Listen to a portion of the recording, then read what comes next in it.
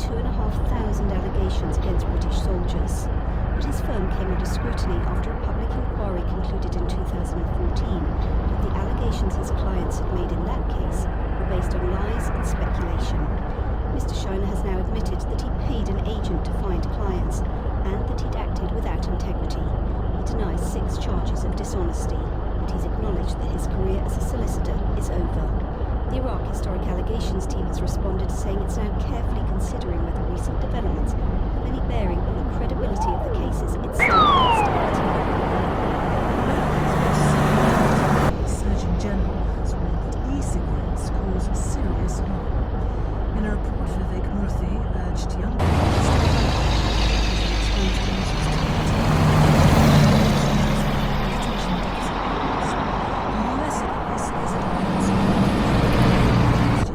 suggested e-cigarettes were 95% less harmful than tobacco. Virginia Vaidyanathan sent this report from Washington. Some say e-cigarettes aren't dangerous, but science shows nicotine can harm teens' developing brain. This US government ad is warning teenagers against the use of e-cigarettes. Although it's illegal to sell them to minors, officials here say 1 in 6 high school students have used them. Smoking's declined amongst US youth, but the use of vapes, as they're also known, has risen. 16-year-old Tyra Nikolai used to smoke them. We love trying flavors and randomness of ice cream and smoothies. I did not know that these cigarettes contain nicotine and that they can be addictive from. In a report released today, America's Surgeon General, Vivek Murthy, warned of the dangers of e-cigarettes and called for restrictions on how they're advertised. The aerosol that's produced by e-cigarettes is not harmless water vapor for either the user or for those who inhale it secondhand. The message from the report is clear. Nicotine-containing products in any form, including e-cigarettes, are not safe for you. Warnings are at odds with a study issued last year by Public Health England, which said the chemicals presented a limited danger and were an aid to treatment. The message from the US is clear. Vaping increases the chances of addiction,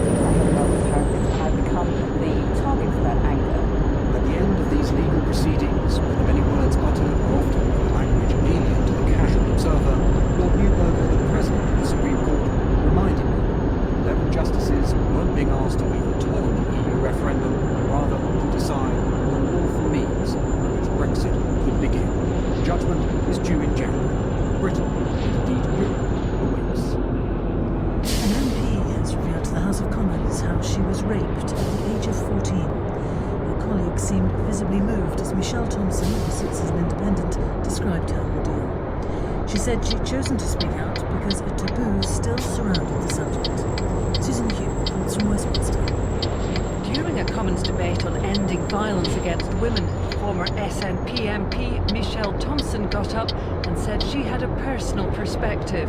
She had been raped by a man she knew as she walked home one early evening when she was just 14. MPs appeared to listen in shocked silence as she described how she'd felt surprise, then fear, then horror as she realised she couldn't escape. Afterwards, she'd gone on home, cold and shivering. I didn't tell my mother. I didn't tell my father. I didn't tell my friends. And I didn't tell the police. I bottled it all up inside me. I hope briefly in a appalling way that I would force the situation to help me control it. Michelle Thompson said she'd felt she was to blame, but now she realised it was about power and control. She was not a victim, she was a survivor. When she sat down, Speaker John Bercow, looking emotional, thanked her for her speech. Later, the Labour MP Tracy Brabin also recounted how a man had tried to rape her. As a result, she'd lived in fear for years.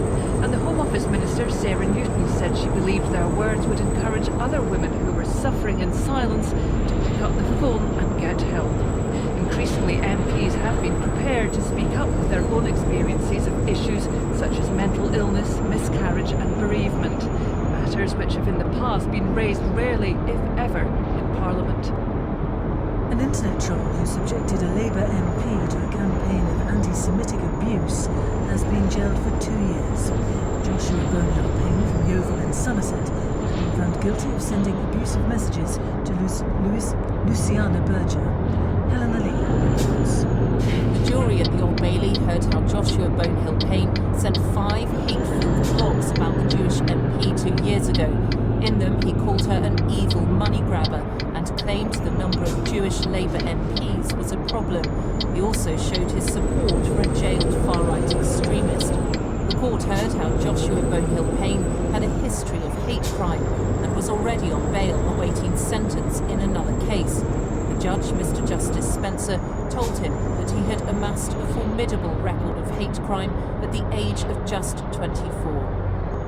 McDonald's says it's to move its international tax base to the UK. The fast food company is involved in a dispute with the European Commission about the tax it pays in Luxembourg, where it's currently based. McDonald's has said it will now pay corporation tax on all its international profits in Britain. As our business correspondent, John D. Blue. McDonald's says it's making the move to save costs and because of the large number of staff already based in London and the company's connections to other markets. The company fails to mention that it's currently embroiled in a battle with the European Commission about its tax affairs in Luxembourg. The Commission claims that McDonald's has negotiated an unfair deal with the Luxembourg government, which means it's paid little or no tax on its huge international business since 2009. McDonald's denies that and says it's paid £2 billion in corporate taxes in the EU over the last 4 years. It will now pay corporation tax on its international profits in the UK, with a rate of 20%, already one of the lowest in Europe, will fall further in coming years.